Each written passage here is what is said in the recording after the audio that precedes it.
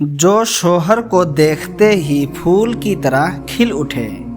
جو شوہر کے پیار کو دنیا کی ہر چیز سے بہتر سمجھے،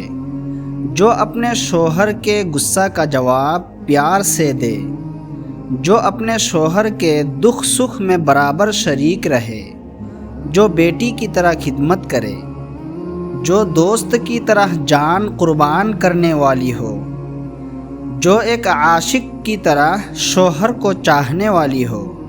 جو اپنے شوہر کے ساتھ تکلیف دینے والی بات ہرگز نہ کرے، جو اپنے شوہر کی پسند اور ناپسند کا ہر وقت خیال رکھتی ہو اور اس کے لیے باوفا ہو،